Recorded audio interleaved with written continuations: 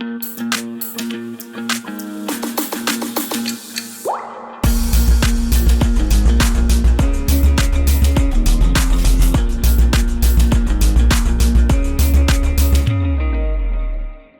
hello everyone and welcome to another very exciting episode of सोच से मंजिल तक with our bright student Tanvi Mathur. Thank you so much. So welcome Tanvi and हम बहुत ज़्यादा खुश हैं कि आप हमारे पॉडकास्ट पे आएँ.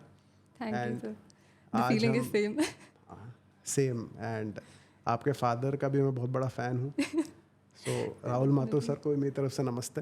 बिल्कुल सर. एंड इस पॉडकास्ट को हम बहुत फ्रैंक रखेंगे जैसे मेरे सारे बाकी पॉडकास्ट हैं. एंड आपकी जर्नी को हम लोग कवर करने वाले हैं, तो आप तैयार हैं इसके लिए? बिल्कुल सर. तो कहाँ से चालू करें, आप बताओ. सर मे बी मैं अपने बारे में कुछ बताना स्टार्ट कर सकती हूँ. Yes. My name is Tanvi Mathur. मैं उदयपुर से बिलोंग करती हूँ. लाइक मेरा एजुकेशन भी थ्रू आउट उदयपुर से ही रहा है. सीक्वेंस वाइज अगर चले तो लाइक मेरी 10th 12th Saint marriage GPS से रही है.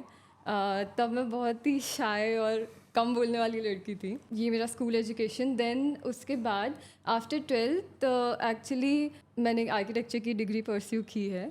वो ज़रूर आउट ऑफ उदयपुर रही है. I was in Gujarat and in lockdown like lockdown के बीच में सर्कमस्टेंसेस की वजह से I shifted to Udaipur and फिर कंप्लीट मेरी डिग्री यहीं से हुई. देन मेरी डिग्री की कंप्लीशन से पहले I got to know NIF global. तो वो भी एक बहुत डिफरेंट स्टोरी है. सो अब NIF ग्लोबल में हूँ 4 साल से. अब यहाँ पे डिग्री ख़त्म होने वाली है. सो अभी तक मेरा एजुकेशन ये रहा है. मेरा फैमिली बैकग्राउंड कुछ ऐसा है कि मेरे फादर इसी फील्ड में है. लाइक वो स्ट्रक्चरल इंजीनियर हैं उदयपुर के. और बहुत अच्छे फेमस स्ट्रक्चरल इंजीनियर हैं. जी sir. I am like very privileged कि मैं उनकी डॉटर हूँ. तो एक इस फील्ड का जिसे कहते हैं ना, इस फील्ड के बारे में मैं बचपन से इस वजह से जानती हूँ कि हाँ ये इतनी अननोन नहीं रही फील्ड मुझे. बट जैसे पापा की फील्ड बहुत टेक्निकल है, मेरी फील्ड इज़ लाइक हमारी फील्ड इंटीरियर डिज़ाइनिंग की आप देखें या आर्किटेक्चर की देखें. सो वो एक आर्टिस्टिक फील्ड कंपैरेटिवली ज़्यादा है. सो एक वो मुझे प्रिविलेज रहा. मेरी मदर गवर्नमेंट जॉब में, शी इज़ अ प्रिंसिपल. ऐसा है. So me and my brother both are very privileged कि हमें इतने ओपन माइंडेड, इतने एजुकेटेड पेरेंट्स. एंड सेम मेरा फैमिली बैकग्राउंड भी वैसा ही रहा है. लाइक पेरेंट्स से सब सीखते हैं, हमने भी सीखा. हमारे पास एक्स्ट्रा प्रिविलेज इस बात का था कि हमने अपनी ग्रैंड मदर से भी सीखा है. लाइक मेरी दादी, वो भी वर्किंग थी और बहुत अच्छी उस पर थी. मेरी नानी, वो भी बहुत पढ़ी हुई थी. सो एक ओवरऑल एक बैकग्राउंड की अगर बात करें, so I am really very very privileged and very lucky कि ये चीज़ हमने बचपन से देखी हैं. सो वो शायद कहीं ना कहीं हमारी पर्सनालिटी में दिखता होगा. बिल्कुल बिल्कुल 100% दिखाई देता है. एंड वो प्रोफेशनलिज्म भी मेरे ख्याल से आपके जेनेटिक सिस्टम में इनहेरेंट हो गया है. वो शायद वहीं से मिला है. क्योंकि जैसे मैंने आपको वर्क करते हुए भी देखा है और कॉम्पिटिशन में पार्ट लेते हुए या प्रेजेंट करते हुए भी देखा है, तो आई हैव नोटिस दैट कि आप काफ़ी एक प्रोफेशनल तरीके से चीज़ों को टेकअप करती हैं. And I actually appreciate that.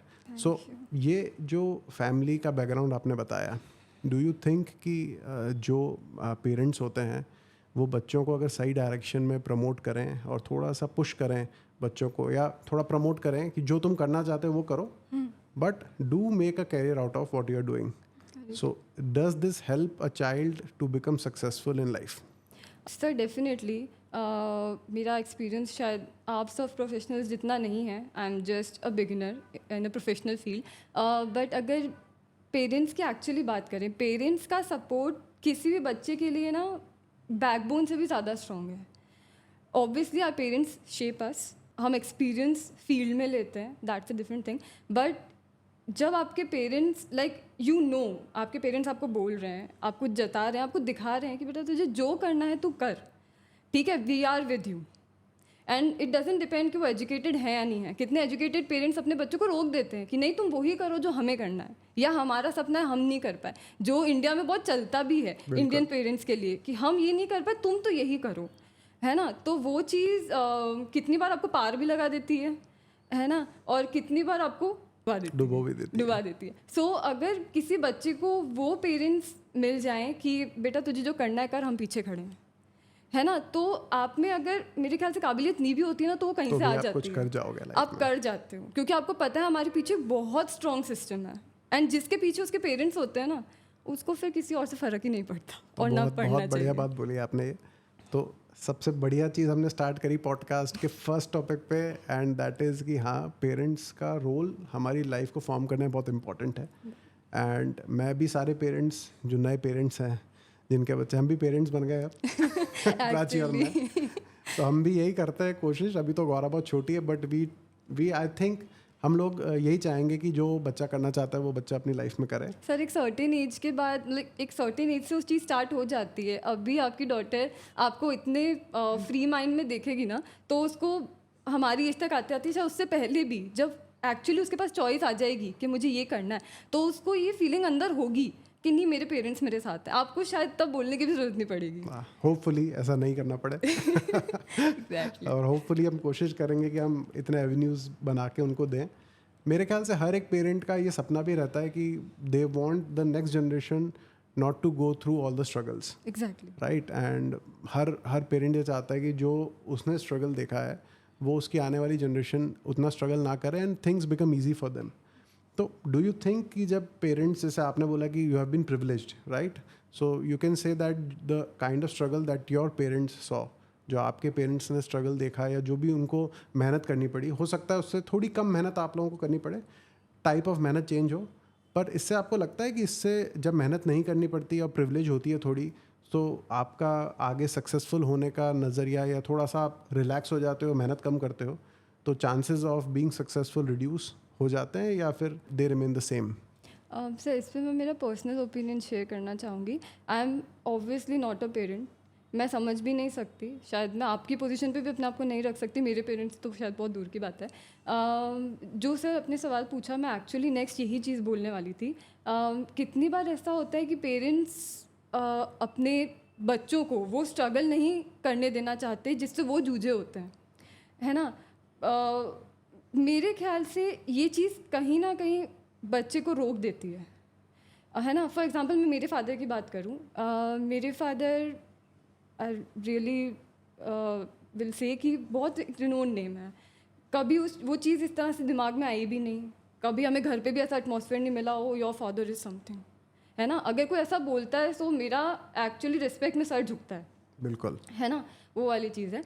But अगर मेरे फादर की बात करूँ, माय फादर इज़ लाइक कि मैं तुम्हें बेटा रास्ता दिखाऊंगा, उस पर हाथ पकड़ के चलाऊंगा नहीं, तुम्हारे पीछे चल रहा हूँ, हमेशा चलूँगा, लेकिन मैं तुम्हें उन गड्ढों से नहीं बचाऊंगा जो तुम्हारी लाइफ ने तुम्हारे लिए बनाए हैं, है ना। उससे तुम्हें ही कूदना पड़ेगा, दौड़ना पड़ेगा, गिरना पड़ेगा, लेकिन संभालने के लिए मैं हूँ हमेशा।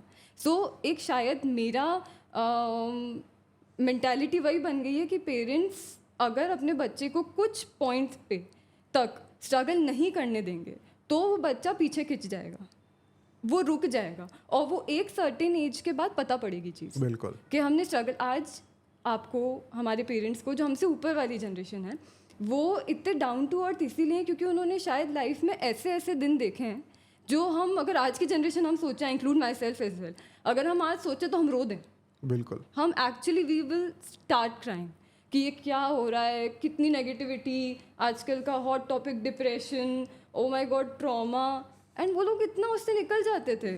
सो मेरे पेरेंट्स ऐसे रहे हैं कि they continuously share their experiences, तो उस वजह से दिमाग में ना बहुत सारी चीज़ें चलती हैं, बहुत सारी चीज़ें सॉर्ट आउट हो जाती हैं। ये मेरे पेरेंट्स का नेचर है, स्पेशली मेरे फादर का। हम नॉर्मली बैठे होंगे तो वो अपने एक्सपीरियंसेस ऐसे शेयर करते हैं, बात बताने के लिए नहीं, शायद ये जताने के लिए नहीं कि मैं बहुत महान इंसान हूँ, नहीं, ये बताने के लिए कि बेटा शायद हमने जो किया वो तुम मत करना, हम जहाँ चूके तुम मत चूकना, ठीक है, हमने जितना जज्बा रखा और जितनी पॉजिटिविटी रखी तुम रखना, क्योंकि till this date as well मैं मेरे फादर को 4 टाइम्स काम करते हुए देखती हूँ जो हम नहीं करते हैं। सो उस चीज़ से बहुत फ़र्क पड़ता है। सो मेरा पर्सनली मानना ये है कि पेरेंट्स को अपने बच्चों को एक पॉइंट तक स्ट्रगल करने से नहीं रोकना चाहिए। तो ये पॉइंट मैं वापस हाईलाइट करूँगा कि हर बच्चे को जो हमारे कॉलेज में पढ़ रहा है, हम यही बोलते हैं कि थोड़ा सा स्ट्रगल करो, थोड़ी सी मेहनत करो, और जो असाइनमेंट्स हैं, अगर रात को जागना पड़ रहा है तो जागो, सर जागना पड़ेगा, प्रोजेक्ट कर रहे हो तो उसको रात भर जाग के कंप्लीट करो, बहुत बार पेरेंट्स क्या बोलते हैं, अरे बेटा इतनी मेहनत करके क्या करेगा, थोड़ा आराम कर ले। वो जो एक स्ट्रगल है ना, वो आपको कॉलेज में करना चाहिए, क्योंकि वो स्ट्रगल जब आप करते हो तो एक आपको लाइफ में stand alone, without parent support, without anyone else support, खड़ा होने की एक पावर मिलती है और एक कॉन्फिडेंस भी आपके अंदर डेवलप होता है। सर इस पे मैं एक चीज़ ऐड करना चाहूँगी। ये जो हम कॉलेज की बात कर रहे थे, आई थिंक हमारे कॉलेज का तो ऐसा एटमॉस्फेयर है ही नहीं कि बच्चों को रात रात भर जगाया जाए। Teachers are so supportive, they are so loving, क्योंकि मैं 4 साल से यहाँ हूँ, मैं जानती हूँ, ठीक है। ऐसा एटमॉस्फेयर ही नहीं है। मैं सर अगर मेरी प्रीवियस डिग्री का एक्सपीरियंस शेयर करूँ, फैकल्टीज़ वर लाइक हमारे सर पे चढ़ जाते थे, है ना। आर्किटेक्चर तो सर है ही बदनाम। बिल्कुल बिल्कुल, मैं सही किसी बात और है। फील्ड के बारे में तो कमेंट नहीं कर सकती, बट वहाँ पे एक्चुअली ऐसी चीज़ें होती थी, हम कितनी रात नहीं सोते थे, घर से बाहर रहते थे, कितनी रात भूखे सोते थे, ठीक है। ऐसे ही बाल बांध के रात भर नहीं सोए, जूरी के लिए पहुँच गए, एक्सटर्नल आ रहा है। एक्सटर्नल तो प्यार से बात कर रहा है, लेकिन इंटरनल टीचर जिसके साथ हम पूरे सेमेस्टर पढ़े हैं, ठीक है, वो हमें सपोर्ट नहीं कर रहा। हमने शीटें फटते हुए देखी हैं, मॉडल टूटते हुए देखे हैं। टीचर क्लास में आती थी, मॉडल खट उखाड़ के फेंक दिया, वापस बना के लाना। और वही टीचर जब हमने अपना जज्बा नहीं छोड़ा, सेमेस्टर एंड में वेरी गुड बोला था। ये मेरा पर्सनल एक्सपीरियंस है, मैं किसी और का एक्सपीरियंस शेयर नहीं कर रही। सो यहाँ पे तो सर वैसा वाला एटमॉस्फेयर ही नहीं है। यहाँ टीचर्स इतने स्वीट हैं, इतने सपोर्टिव हैं कि अगर वो इतना सा करने बोल रहे हैं तो इतना तो हमें करना ही चाहिए, करना ही चाहिए। वो सपोर्ट है इंस्टीट्यूट का। So that's very kind of you कि आपने हमारे को इतना अच्छे से मतलब हमारा प्रेजेंटेशन दिया है सबके सामने। And I now want to ask you, so हम लोग आपके फादर के बारे में डिस्कस कर ही रहे हैं, so I just want you to give a brief introduction about your father and वो क्या काम कर रहे हैं, because he is a very renowned personality in this AEC industry. And मैं बहुत अच्छे से उनको जानता हूँ, पर मैं चाहूँगा कि आप अपने फादर का एक छोटा सा इंट्रोडक्शन इस पॉडकास्ट में दीजिए, because he actually we would like to know more about him. तो वैसे तो मैं बहुत छोटी हूँ अपने फादर का इंट्रोडक्शन देने के लिए। ऑलवेज मतलब मेरा सर हमेशा रिस्पेक्ट में झुकता है उनके सामने। मैं ये चीज़ें घर पे नहीं बोलती हूँ। बट मेरे फादर एक्चुअली स्ट्रक्चरल इंजीनियर हैं। उनकी 2 फर्म्स में वो काम कर रहे हैं, 2 फर्म्स में वो काम कर रही हैं। गुरुवेश्वर प्राइवेट कंसल्टेंट्स हैं जो आर्किटेक्चरल और स्ट्रक्चरल डिज़ाइन कंसल्टेशन देते हैं, एंड दूसरा मंगलम कंसल्टेंसी जो हमारे मटेरियल टेस्टिंग का लैब है। सो वो राजस्थान में इकलौता लैब है जिस लेवल पे उसमें टेस्टिंग चल रही हैं, और जितने वेरियस लैब टेस्ट और वो सब हैं। सो आई थिंक वो अपने आप में एक बहुत बड़ा अचीवमेंट है। एंड टिल दिस डेट मेरे फादर वैसे काम कर रहे हैं जितना शायद हम अपने 20s में नहीं कर रहे। सो ये तो उनका प्रोफेशनल वो हो गया। वो इस इंडस्ट्री में 30+ ईयर्स से हैं। ऑब्वियसली उन्होंने भी बहुत रैंडम चीज़ से स्टार्ट किया, and today he is here. बात करने में बहुत ही ऐसा लगता है कि हाँ ठीक है, 30 साल का एक्सपीरियंस है, एज के साथ आ जाएगा, हम भी इधर काम करेंगे उधर काम करेंगे। कुछ साल पहले तक थोड़ा फैंसी लगता था, बट अब जैसे जैसे एज हमारी भी बढ़ रही है, और आई थिंक मैं शायद थोड़ा देखने और ऑब्जर्व करने में अच्छी हूँ। आई फील गलत बड़े हो रहे हो। बड़े हो गए ना तो जूझना पड़ेगा, ठीक है। हम थोड़े कुछ साल पहले ही मुझे ऐसा लगता था कि अच्छा सा करियर बन जाएगा, पापा को घर पे बिठाएंगे, पापा आराम से बैठो, आपको अब ना ये 50-55 से आगे काम करने की ज़रूरत नहीं है ज़रूरत, उनको है ज़रूरत। उनके लिए ना मैंने मेरे पापा में जो शिद्दत देखी है ना काम करने की, शिद्दत भी शायद बहुत छोटा शब्द है। आज भी वो रोज़ सुबह उठते हैं, चाहे कितनी ही तकलीफ़ें होंगी, आप सर बेटर समझ पाएंगे। बिज़नेस में कितनी ही चीज़ों में शायद रुकावट आती है, स्टक हो जाते हैं क्लाइंट्स के साथ, प्रोजेक्ट्स बेसिस पे, साइड बेसिस पे, बट रोज़ सुबह उठते वही जज्बा है, वही जुनून है, ठीक है। मेंटली वही टफनेस है। मैं मेरे पापा को आर्मी ऑफिसर बोलती हूँ। वेरी पंक्चुअल इन टाइम, काम करना है तो करना है, सीधी बात। अगर फैमिली का टाइम निकाल के प्रोफेशन को देना है तो वो देते हैं। ऑब्वियसली शायद उनके मन में वो रिग्रेट रहता होगा, बट अगर मैं एक्चुअली अगर इस बारे में बात करूँगी तो पूरा एक पॉडकास्ट छोटा पड़ जाएगा। बट ये कुछ क्वालिटीज़ हैं जो मैंने उनमें देखी हैं, एंड होपफुली वो क्वालिटीज़ मैं 10% भी अपने अंदर अगर ले आऊँ तो आई थिंक मेरा ये बर्थ सक्सेसफुल हो जाएगा। बहुत बढ़िया बात करी आपने, and this is the best part कि अगर आप अपने फादर का 10% भी अपने अंदर लेके आ जाते हैं ना, तो आपकी एक्चुअली में लाइफ सुधर सकती है, क्योंकि मेरे साथ भी वही केस है। मैं भी मेरे फादर का 10% ही नॉलेज को एब्जॉर्ब कर पाया हूँ और उसी से सब चीज़ें करी है मैंने। It's recalling of AK Sharma sir. पापा एक्चुअली ये भी शायद एक प्रिविलेज रहा है कि हमने AK शर्मा सर से बहुत ज़्यादा मिलना नहीं हुआ, इंस्टीट्यूट पे मिली हूँ, बट पापा इज़ लाइक कि वो मेरे गुरु हैं। ठीक है, मैं जितना भी सिविल इंजीनियरिंग में जानता हूँ सर की वजह से जानता हूँ। एंड इट्स लाइक मैं आपको शायद बहुत बार बता भी चुकी हूँ, ही इज़ लाइक हर थोड़े टाइम में शर्मा सर से मिलना रह गया, उनसे मिलना है, बहुत टाइम हो गया सर, अगर मेरे लैब आ जाएंगे ना तो बस मेरा जीवन सफल हो जाएगा। The feeling he have for his mentor, नमन उसको actually. And I am also privileged कि भाई मैंने राहुल माथुर सर के साथ भी काम कर लिया और मैंने AK शर्मा सर के साथ भी काम कर लिया, तो मेरा जीवन भी इस बात सफल हो गया बहुत बढ़िया तरीके से। नहीं सर, अब आप हमारा सोचिए, अगर हमको ये पूरे ग्रुप के साथ कुछ मिल जाए। AK शर्मा सर ऑब्वियसली अब तो प्रोफेशनली वो इतना नहीं होंगे, लेकिन अगर उनसे कोई इतनी सी बात भी सीख ली, अपने फादर के मेंटोर से कुछ सीखना, सुनना या समझना, वो अपने आप में कितनी बड़ी बात हो गया है वंडर। बिल्कुल। एंड सबसे बढ़िया बात यह है कि टू सी कि बच्चे जो है वो कितने आज मेच्योर हो गए हैं एंड कितनी अच्छी बातें पॉडकास्ट पे बोल सकते हैं, क्योंकि इस तरीके से आर्टिकुलेट करके किसी की तारीफ़ करना भी आसान नहीं है। नहीं सर, आई थिंक मैं बहुत छोटी हूँ किसी की तारीफ़ करने के लिए। It's like try to be humble. आप जितना ओपन रहोगे, आप बहुत अच्छी अच्छी पर्सनालिटीज से सीख सकते हैं। हमें किसी दूसरे शहर जाने की ज़रूरत नहीं है सर। बिल्कुल सही बात है। हमें यहीं पे ही इतने सारे प्रोफेशनल्स हैं, मैंने सिर्फ कुछ के नाम लिए हैं, बहुत सारे ऐसे होंगे जिनसे हम सीख सकते हैं। Definitely, एंड अगर definitely. कोई इंसान अपने आप को lifetime open to learning रखे, आई थिंक वो अपने आप के साथ उससे ज़्यादा अच्छा नहीं कर सकता। Definitely. And they are multiple professionals और बहुत सक्सेसफुल प्रोफेशनल्स हैं हमारी सिटी के अंदर। Exactly, sir. और बहुत ही अच्छा काम कर रहे हैं सारे। एंड हम आगे की सीरीज़ में इन प्रोफेशनल्स को भी हमारे इस प्लेटफॉर्म पे बुलाना चाहेंगे, उनसे रिक्वेस्ट करेंगे कि अब वो लोग भी आएँ। And that is the reason we have started with our own students. So Tanvi, अब मैं आपसे एक नेक्स्ट सवाल ये पूछना चाहूँगा कि कॉलेज में आपको ऐसा कौन सा लाइफ चेंजिंग एक्सपीरियंस और लाइफ चेंजिंग मोमेंट लगा जिसने आपको कुछ नई चीज़ सिखाई, और उस चीज़ को सीखने से आपको ये फील हुआ कि हाँ, इससे पहले मैं दुनिया को जिस नज़रिए से देखती थी या प्रोजेक्ट को जिस तरीके से देखती थी वो बिल्कुल अलग था, और अब मुझे एक नई चीज़ सीखने को मिली है या मेरा नज़रिया थोड़ा सा टूवर्ड्स दिस प्रोफेशन चेंज हुआ है? Sir, college NIF global Udaipur से बहुत सारी चीज़ें इन 4 सालों में सीखी है और शायद अभी तक भी सीख रहे हैं। बट अगर कोई एक एक्सपीरियंस मुझे शेयर करना हो जो मेरे लिए लाइफ चेंजिंग था, वो था लैक्मे का जो हमारा डिज़ाइन फेस्ट होता है स्टूडेंट्स के लिए। तो उसके सीज़न 6 की फर्स्ट रनर अप थी मैं। बिल्कुल।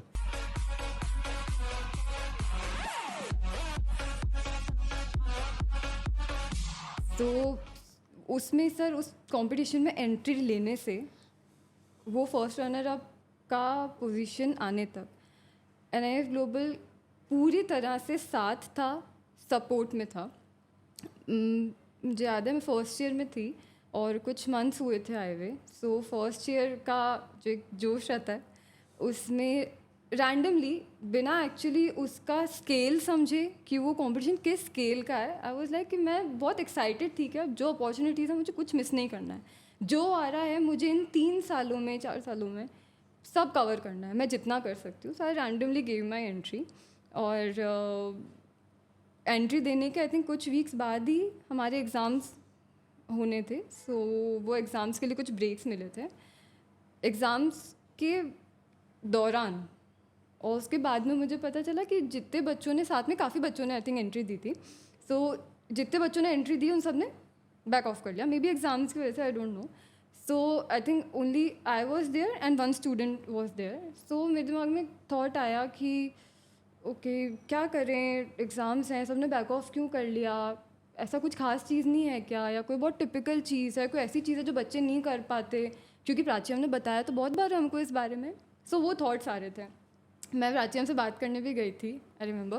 प्राची ने बोला नहीं तन्वी आप ऐसा कुछ नहीं है, आप करो, करना ही है आपको। मैंने कहा ठीक है। पता नहीं मुझे डे 1 से प्राची मैम पे क्या विश्वास है एक्चुअली अब तो मैं उनको जानती हूँ, अब उनसे एक बॉन्ड है। बट ठीक है, मैंने कहा मैम बोल रही कूद जाते हैं, नहीं पता क्या होने वाला है, पहले कैसे हुआ वो भी नहीं पता, आगे कैसे होगा वो भी नहीं पता। एंड आई थिंक कोविड के बाद वो ऑनलाइन शिफ्ट हो गया था, सो हमारा भी ऑनलाइन ही था, आई थिंक 2021 की बात है। सो ठीक है, कर लिया। और अनुज सर तब हमारी फैकल्टी थे, तो उनके साथ हमने एक एंट्री भेज दी सेट डिज़ाइन की, इंटीरियर की। तो हमें एक पर्टिकुलर थीम मिला था, उस पर बहुत ही अच्छी चीज़ निकाल के आए थे, और उसको उभारने का काम एक्चुअली पूरा सपोर्ट अनुज सर का ही था, लेकिन जो आइडिया मैं लेके आई थी उसको शेप अप अनुज सर ने किया कि भाई मेरे दिमाग में एक थॉट है, उसको तुम विजुअलाइज कैसे करो। हमने एंट्री कर दी।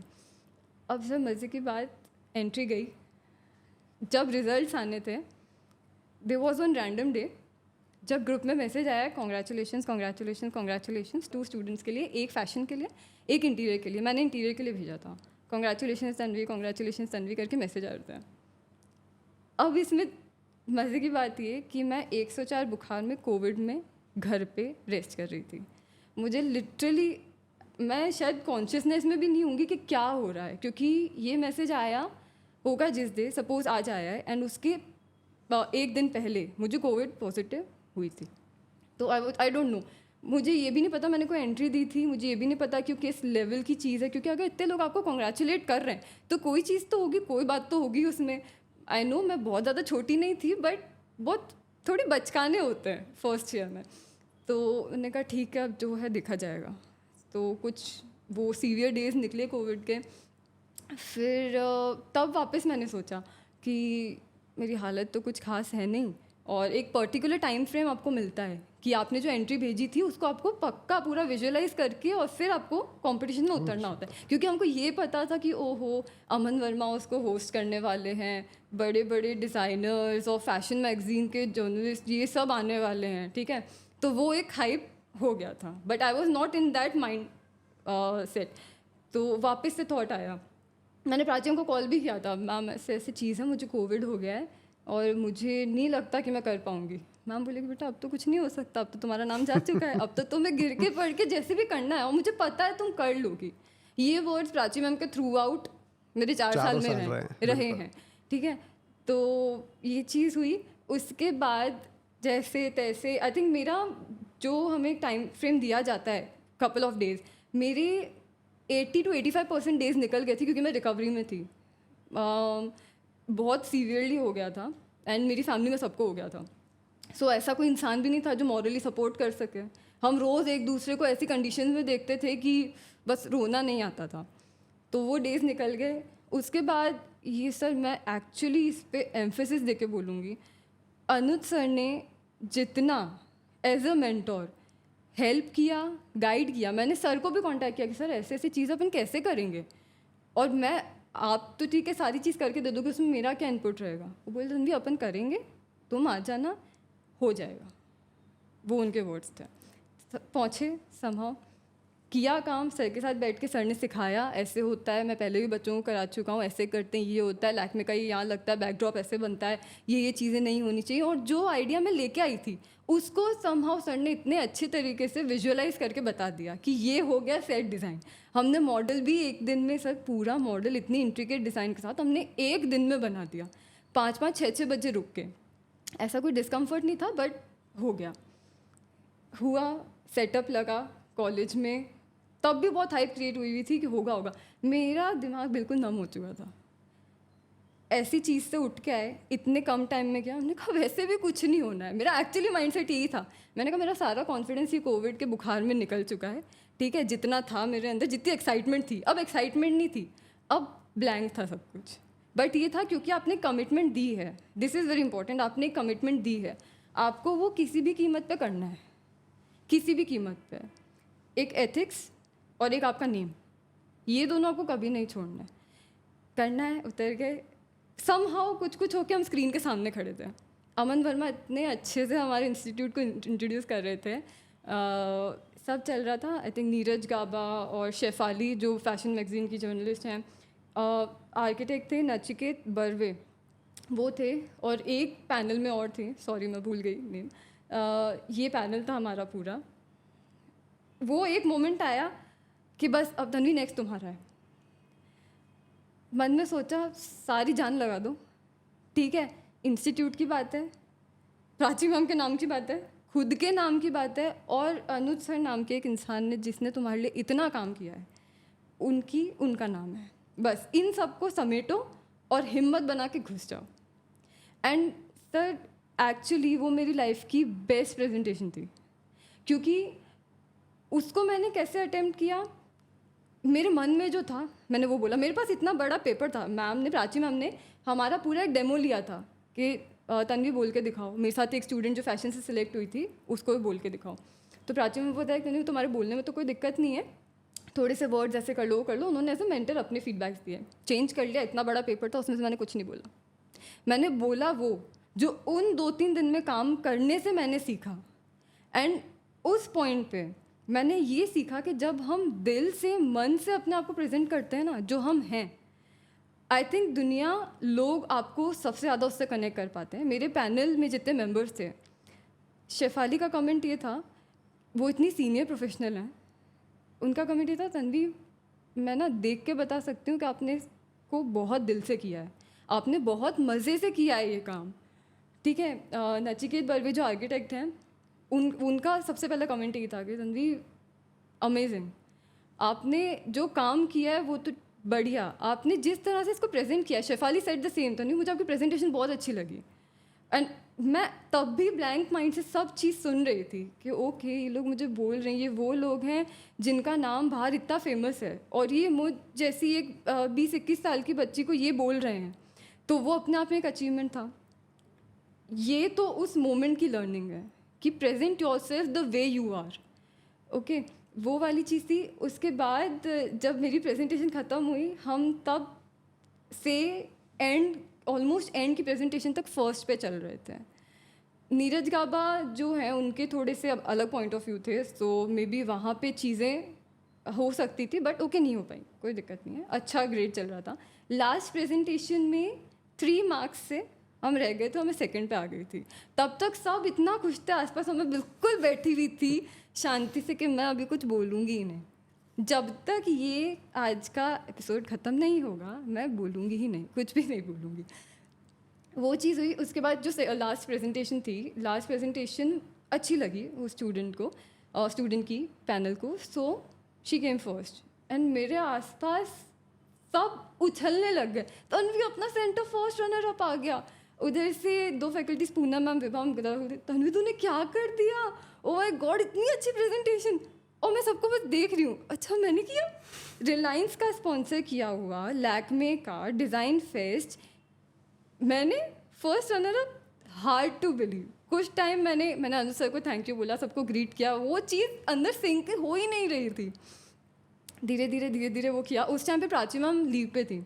प्राची मैम का कॉल आया, तन्वी अमेजिंग, तुमने तो शानदार प्रेजेंटेशन दी है, बहुत बढ़िया। मतलब वो एक मोमेंट था जब शायद प्राची मैम का मुझ पर विश्वास बढ़ गया होगा, एक वो बहुत खुशी की बात थी ना। रिमेंबर मेरे पेरेंट्स मुझे लेने आए थे, मैं लिटरली कूदती हुई दौड़ती हुई गई थी, पापा देखो मैंने क्या कर दिया, मम्मी देखो मैंने क्या कर दिया। एंड उनके आंखों में जो उस वक्त प्राउड था ना, कि कितने बड़े लेवल पे, कितने बड़े प्लेटफॉर्म पे तुमने ये किया है, ओके, वो बड़ी बात है। सो आई थिंक वो एक जो पूरा प्रकरण रहा है ना NIF ग्लोबल में, वो मैं शायद अपने मरते दम तक नहीं भूलूंगी। मे बी शायद हम और अचीवमेंट्स आगे लेंगे होपफुली।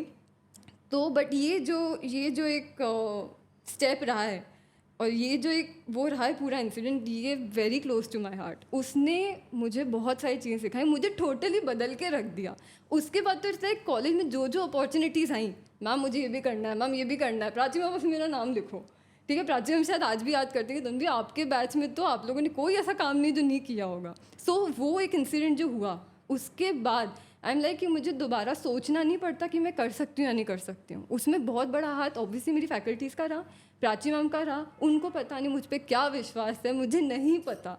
वो जब शायद मुझे जानती भी नहीं होंगी, शायद मैं जब उन्हें जानती भी नहीं होंगी, हमारा क्या कनेक्ट है आई डोंट नो, लेकिन कुछ बहुत स्ट्रॉन्ग कनेक्ट हैं कि उनके हमेशा से वर्ड्स मेरे लिए रहे, तन्वी आप कर लोगे, मुझे पता है। और मैं सोचती हूँ मैम आपको क्यों लगता है ऐसा, जब मुझे भी नहीं लगता है तो आपको क्यों लगता है ऐसा, आप ऐसा क्या जानते हो मेरे बारे में। बट वो एक कनेक्ट है जिसको हम शायद कभी नाम नहीं दे सकते। तो वो जो एक सपोर्ट रहा है, वो सर उसने मेरी लाइफ बदल दी पूरी तरह से।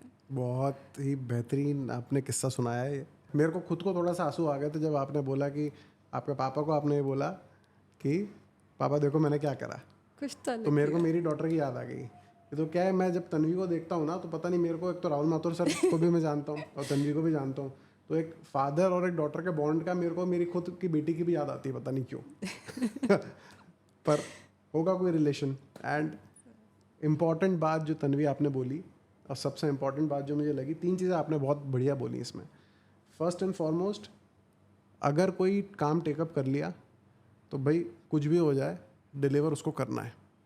फर्स्ट थिंग जो आपके अंदर जो एटीट्यूड मुझे दिखाई दिया, जो आपने कल्टीवेट करा है, वो है कि भाई अगर कोई चीज़ आपने कमिटमेंट लिया है तो उस कमिटमेंट को आपको फुलफ़िल करना ही करना है, भले ही कुछ भी हो जाए, बीमार पड़ जाओ, आपके कुछ और मुसीबत हो जाए, कुछ भी हो जाए, पर जो कमिटमेंट आपने लिया वो आपने फुलफ़िल करा। सेकंड चीज़ कि अगर आपका कोई एक नाम है या आप किसी चीज़ के लिए फेमस हो या स्टैंड करते हो तो अपने काम पे खरा उतरना वो भी उतना ही ज़रूरी है।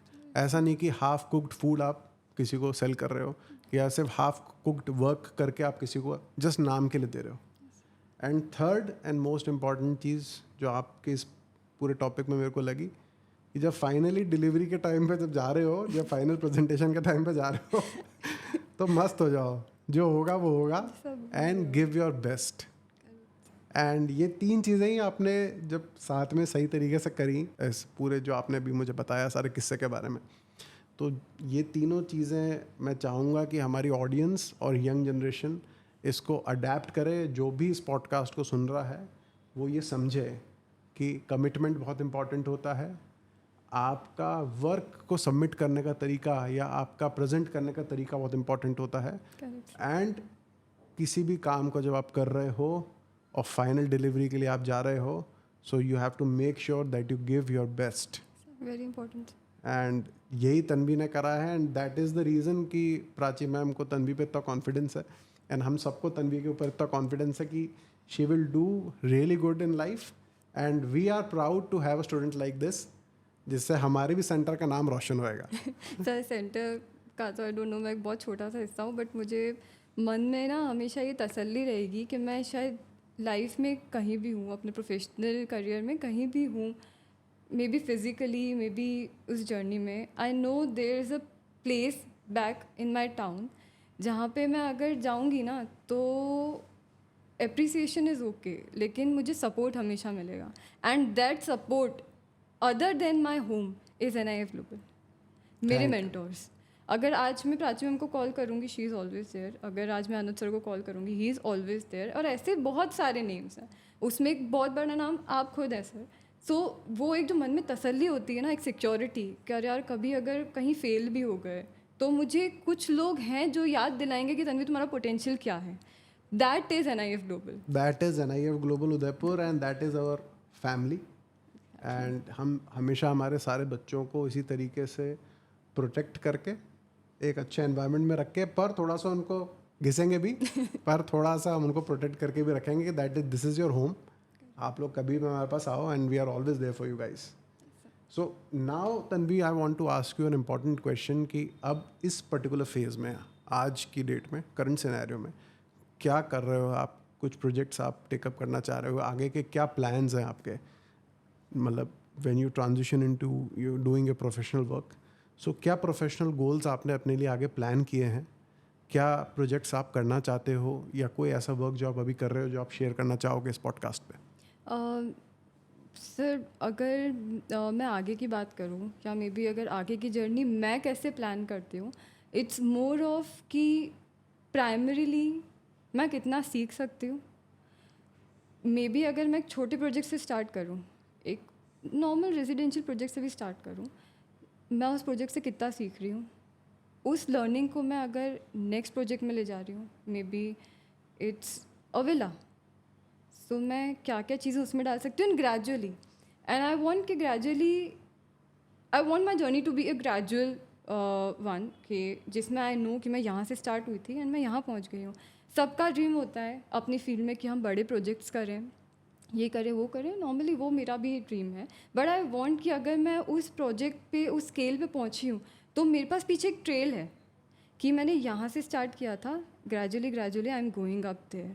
सो लाइक ऐसे कुछ प्रोजेक्ट्स की बिगनिंग हो चुकी है, because almost for an year I was working with Anuj sir in his firm. तो वहाँ पे भी हमने वैरायटी ऑफ प्रोजेक्ट्स किए हैं, रेजिडेंशियल प्रोजेक्ट्स भी किए हैं हमने, हॉस्पिटैलिटी प्रोजेक्ट्स भी किए हैं, कमर्शियल प्रोजेक्ट्स भी किए हैं. सो वो एक journey it has started, I know it has started. अब मेरा फोकस पे रहेगा कि मैं उसको कैसे, उस पेस को इंक्रीज़ कर सकती हूँ, उस प्रोजेक्ट साइज़ को इंक्रीज़ कर सकती हूँ, अपने आप को कैसे उसके हिसाब से I can mould my self. क्योंकि आप से बहुत अच्छे से जानते होंगे, हर प्रोजेक्ट अपने आप में एक अलग डिमांड रखता है. आपको एक अलग सेल्फ बन के जाना पड़ता है. अगर 2 प्रोजेक्ट्स हैं तो एक प्रोजेक्ट में आपको अलग वो रहना पड़ेगा, दूसरे में अलग रहना पड़ेगा. बिल्कुल.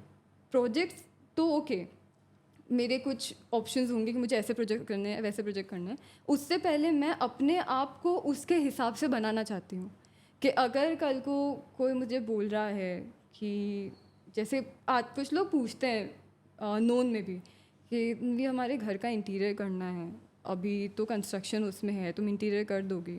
मैं हाँ कर दूँगी, कोई दिक्कत नहीं. आप अपना स्केल बताओ कि क्या चीज़ है, आप क्या कराना चाहते हो, रेनोवेशन कराना चाहते हो, इंटीरियर कराना चाहते हो, प्लानिंग भी कराना चाहते हो, इट्स ओके, वो चीज़ है. बट उससे पहले मैं अपने आप से एक्चुअली पूछती हूँ, तन्वी तो रेडी है इसके लिए? ऐसी कोई चीज़ है जो उस प्रोजेक्ट में चाहिए और तुझे नहीं आती हो, तो कमिटमेंट देने से पहले प्लीज़ अपने अंदर वो चीज़ डाल लेना. सो आई थिंक वो कॉन्स्टेंटली मेरे दिमाग में चलता रहता है.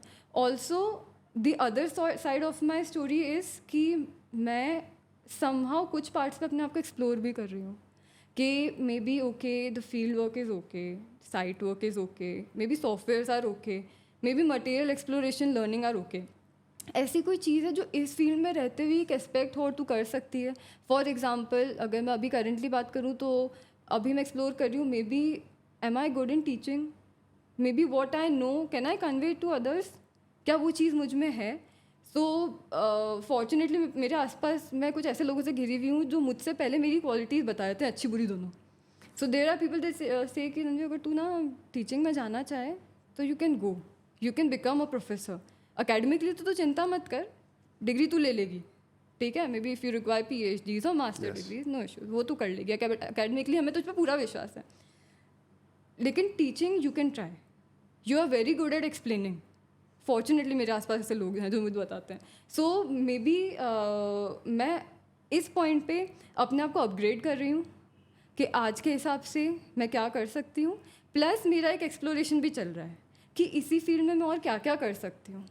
कुछ लोग फील्ड वर्क में अच्छे होते हैं, कुछ साइड वर्क में अच्छे होते हैं, maybe I am good in teaching. So I think currently I am exploring myself and also upgrading myself. और प्रोजेक्ट्स अगर चलते हैं तो वो भी दे आर गोइंग साथ में चलते रहेंगे. Hand by hand. या तो ये करेंटली चल रहा है. That is the beauty of this field कि आप इसके अंदर एजुकेट भी कर सकते हो लोगों को, you can consult also, you can provide your services, and आप इसके अंदर बाहर से कॉन्ट्रैक्ट्स भी ले सकते हो. You can do multiple things in this industry. Sir teaching के लिए मुझे ना इसलिए भी मोटिवेशन मिलता है. मैं सोचती हूँ कि अगर एक हमारी फील्ड में स्पेसिफिकली टीचिंग का कितना बड़ा हाथ है.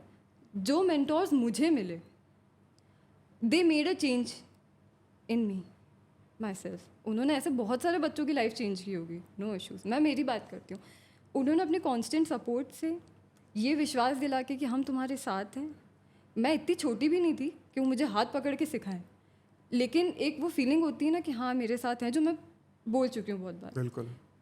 अगर ऐसी कोई चीज़ मैं भी किसी के लिए करूँ, हम कहते हैं ना अगर हम एक इंसान से भी डिफरेंस बनाएं तो world will be a nicer place. हम इतना सा कंट्रीब्यूशन भी करें तो भी आई थिंक कि हाँ मे बी अगर मैं किसी एक इंसान की लाइफ में भी चेंज कर दूँ, अगर वो कभी ये सोचे कि हाँ मेरी लाइफ में भी एक मेंटोर था, क्योंकि मेरी लाइफ में रहे हैं, फॉर्चुनेटली मेरी लाइफ में रहे, तो अगर ऐसा कोई एक डिफरेंस मैं भी करूं तो शायद ये लाइफ सफल हो जाएगी. होगी बिल्कुल, क्योंकि it's always if you are a mentor then you have to teach and supply knowledge from one generation to another generation. Sir बहुत बड़ी जिम्मेदारी है. एंड ये आपकी सबकी जिम्मेदारी है. हो सकता है कि सिर्फ हमारी जिम्मेदारी ना रहे.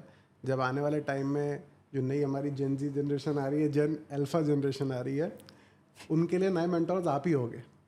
हो सकता है कि हमारा वो टाइम निकल जाए एंड कौन कहाँ पे हो, यहाँ पे हो या किसी और लोक में हो पर पॉइंट ये है कि always you have to stay strong and stay positive and keep on doing the good work. Yes, sir. Definitely.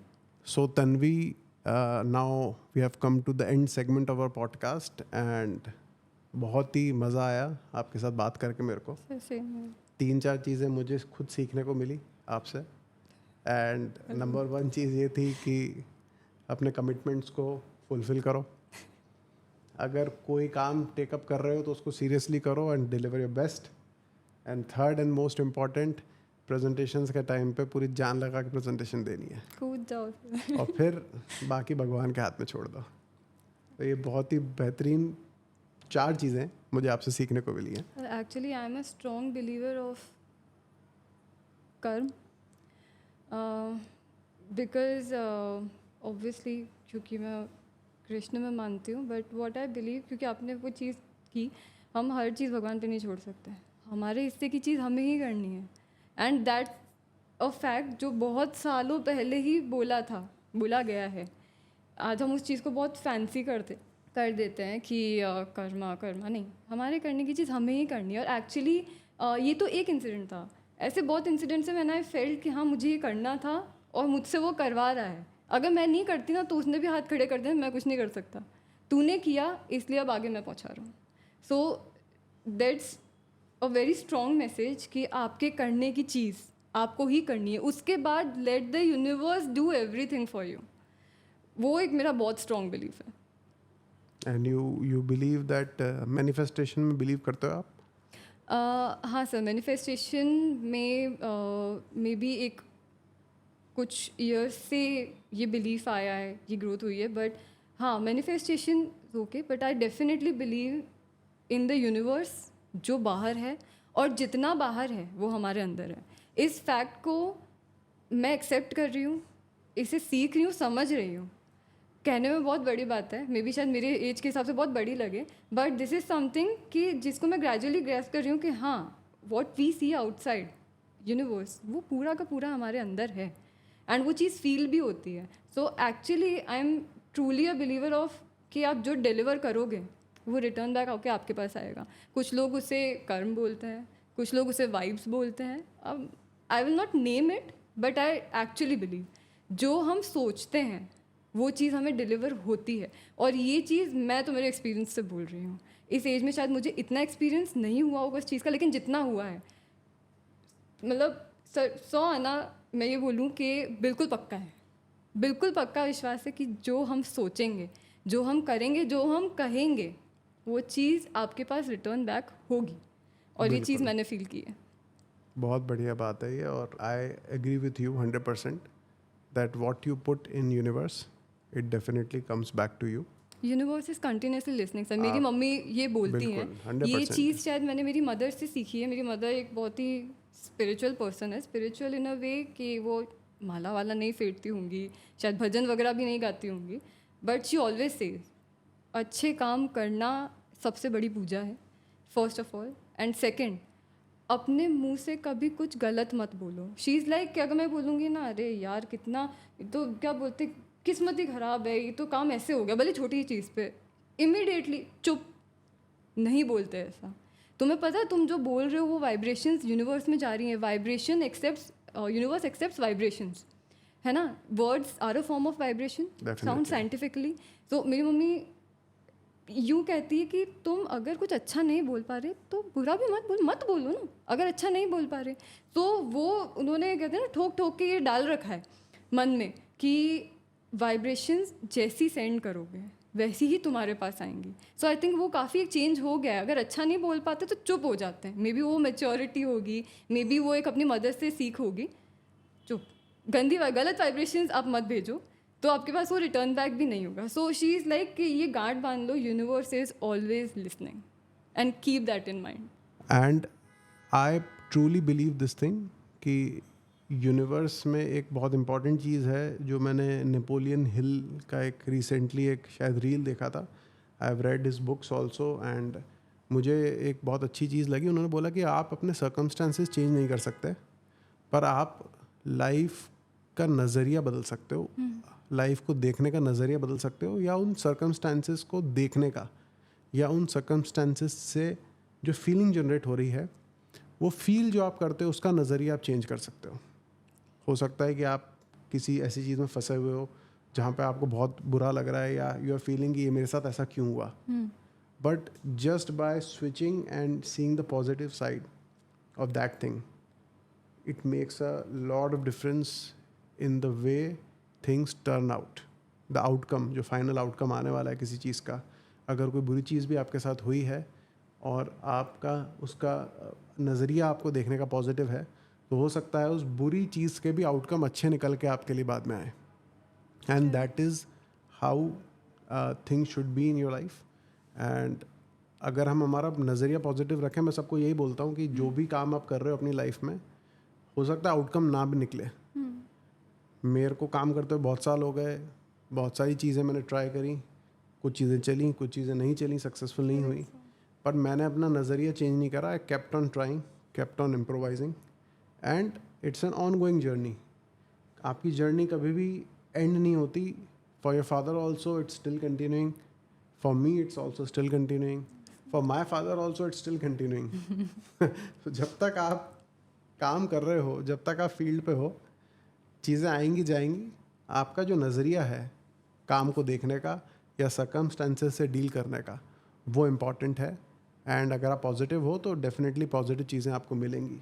And इसी से related my last question to you will be, ऐसा क्या की टेक अवे है अपने इस टोटल एक्सपीरियंस का जो आपने अभी तक अपनी जर्नी करी है इन 4 सालों की, college life experience, whatever you have gone through, what is a key takeaway that you want to pass on to the next generation या Gen Z, जो हमारे Gen Alpha, जो भी जनरेशन इस पॉडकास्ट को देख रही है, जो आपसे छोटे हैं, आपके बराबर हैं या आपसे बड़े भी, आप ऐसा क्या चीज़ उनको इस पॉडकास्ट के ज़रिए बताना चाहोगे जिनसे उनकी लाइफ में एक पॉजिटिव ट्रांजिशन आएगा?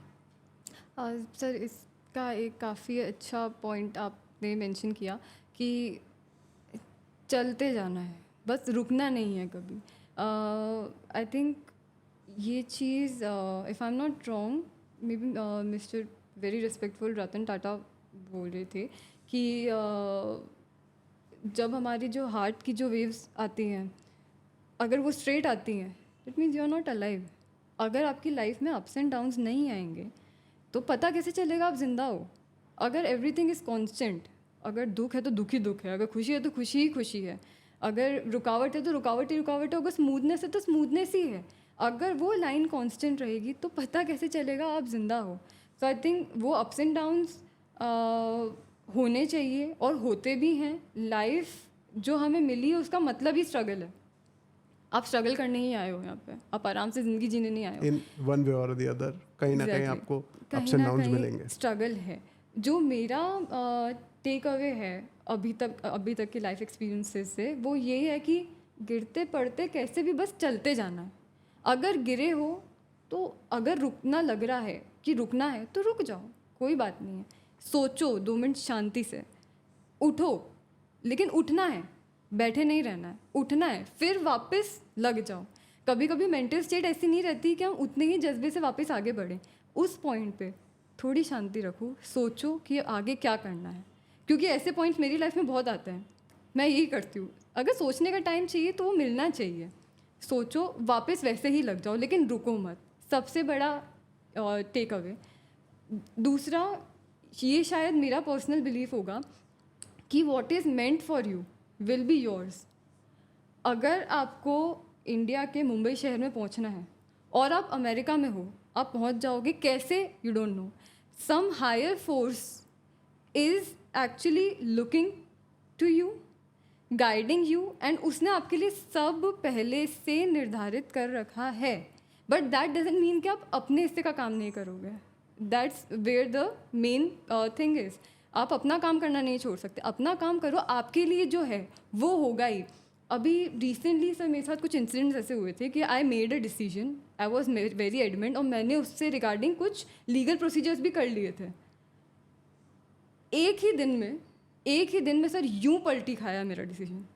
एंड ये लास्ट ईयर की बात है, ऐसे पलटी खाया. आई वॉज लाइक, मैं यही चाह रही थी क्या, डीप डाउन में यही चाह रही थी कि मैं ये नहीं करूँ और जो हुआ है वही हो। एक्चुअली मैंने इस बारे में सोचा कि हाँ यार, मैं शायद यही चाह रही थी। दिमाग सोच रहा था कि कर लो प्रोफेशन के लिए अच्छा है, ये अच्छा है, ऐसे चलो ये कर लेंगे। दिख रहा था कि वहाँ पे कुछ लूप होल्स हैं, कुछ कमियाँ हैं जिसमें शायद मैं अडेप्ट नहीं कर पाऊँगी, बट मैंने ये नहीं सोचा कि नहीं कर पाऊँगी तो छोड़ देती हूँ। मैंने कहा give it a try, and फिर लाइफ ने यूँ पलट के दूसरे रास्ते भेज दिया। आई थिंक मैं अभी उस पर ही चल रही हूँ। सो मेरा ये बहुत स्ट्रांगली मानना है कि एक स्पेशल एक फोर्स है, आप उसे जिस भी चीज़ का नाम दें, उसने आपके लिए सब रेडी कर रखा है। डिसीजंस आपको लेने हैं, अपने हिस्से का काम आपको करना है। अगर वो डिसीजन आपके लिए नहीं है तो वो ऑटोमेटिकली चेंज हो जाएगा, या तो वो चेंज हो जाएगा या फिर आपको उसमें बहुत भिड़ना पड़ेगा, लेकिन करना आपको ही है। सो उसमें भी मेरा बिलीफ और स्ट्रॉन्ग होता जा रहा है।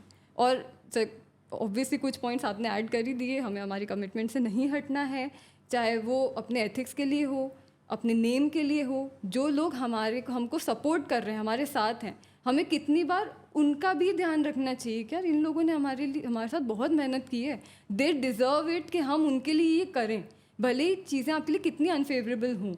तो अगर मुझसे छोटी एज के कोई भी लोग देख रहे हैं या सुन रहे हैं, तो मैं उनको सिर्फ छोटी ही चीज़ बोलूँगी कि मैं इस फील्ड में ना बहुत ही धाड़ फाड़ तरीके से आई हूँ। मुझे इस फील्ड में इंटीरियर डिज़ाइनिंग में नहीं, बट मुझे इस फील्ड में एक्चुअली शायद नहीं आना था। मैं इस फील्ड में इंजीनियरिंग से बच के भागी हूँ क्योंकि मुझे being my father's first born, he wanted कि मैं उनकी जो एक लेगेसी है, जो उनकी लर्निंग है, वो कंटिन्यू करूँ, बट मैं नहीं बनी इस चीज़ के लिए। तो उससे बचने के लिए आ गई इस फील्ड में, एंड चल रहा था। बहुत अप्स एंड डाउन्स आए, बहुत अप्स एंड डाउन्स एक्चुअली। अगर मेरे पेरेंट्स अभी यहाँ होते फिजिकली तो दे वुड हैव एडेड कि मैंने कैसे कैसे दिन देखे हैं, कैसी कैसी सिचुएशंस देखी हैं, कैसी कैसी रातें देखी हैं, जिन रातों में मैं सोई नहीं हूँ, रोई हूँ। मैं पूरी टूट चुकी थी एक पॉइंट पे लाइफ में, एंड वहाँ पे हमारे NIF ग्लोबल ने जो एंट्री मारी है लाइफ में, वो एक अपॉर्चुनिटी। मैं प्राची मैम से एक बार मिली थी, तो मैंने उनको बोला था, लाइक अभी मैंने मेरा 4th ईयर एक्सटेंड किया है। मैं जब 3rd ईयर के एंड में थी, जब मुझे 4th ईयर एक्सटेंड नहीं करना था, सो मैंने मैम से बोला था, मैम आपको पता है मैं आपको कभी बता ही नहीं सकती NIF ग्लोबल मेरी लाइफ में क्या इंपॉर्टेंस रखता है। सो वो जो हमारा लुक शेयर हुआ था ना, मैम वाज लाइक कि तुम मत कहो, मुझे पता है, क्योंकि NIF ग्लोबल ऐसी सिचुएशन में आया था। सो ये मुझे इंटीरियर डिज़ाइनिंग में जाना था फर्स्ट ऑफ ऑल, बट तब इंटीरियर डिज़ाइनिंग में भी उस लेवल पे इतना रिनोन नहीं था। अभी इसको एक बूम मिला है, जो कि हमारे लिए एक बहुत ही बहुत अच्छा बेनिफिट है। तो इट्स लाइक मैंने मैम को बोला था, मैम मैं नहीं बता सकती मुझे NIF ग्लोबल किस पॉइंट पे मिला है। मैं इस इंस्टीट्यूट की रिस्पेक्ट मरते दम तक करूँगी, क्योंकि मुझे लाइफ ने ये चांस तब दिया था जब लॉकडाउन की वजह से मेरा सब छिन गया था, सब खत्म हो गया था। सो एक वो चीज़ है, ऑब्वियसली इस पर एक पॉइंट, ऑलवेज बी ग्रेटफुल। आपके पास जो है हमेशा, no matter what, maybe आपके पेरेंट्स, आप अकेडमिकली जो कर रहे हो, आप प्रोफेशनली जो कर रहे हो, be grateful for your siblings, be grateful for your friends. आप जब वो ग्रेटफुल वाली चीज़ अपने अंदर रखते हो ना, यूनिवर्स आपको डबल, एक्चुअली ट्रिपल वो देता है कि आप और ग्रेटफुल हो, वो आपको वही चीज़ें देता है। So always be grateful. तो ये है कि इस फील्ड में मैं आ गई पिछले 4 साल से। I am very content, very happy, and actually दिमाग में बहुत चीज़ें भी चलती हैं, ऐसे करना है, ये करना है, इसको डिस्कार्ड करना नहीं करना है। सो वो ये कंसिस्टेंटली लगे रहो। इस फील्ड में ये है कि अगर मुझे मेरे किसी छोटे कोई गाइड करना हो, जैसे कुछ स्टूडेंट्स को मैं कर चुकी हूँ, तो इट्स लाइक कि आप सिर्फ इस फील्ड के लिए, आई नो बाकी फील्ड भी दे आर नॉट ईजी, अपना आराम भूल जाओ, ठीक है, और लग जाओ। एटलीस्ट कुछ स्टार्टिंग के ईयर्स लग जाओ, ठीक है। उसके बाद जब आप एक पॉइंट पे पहुंच जाओगे ना, जब आप किसी को मेंटोर वो कर सकोगे, किसी के गाइड बन सकोगे, then okay, take a break, आपको लाइफ जैसे निकालनी है, लेकिन अभी कुछ साल लग जाओ।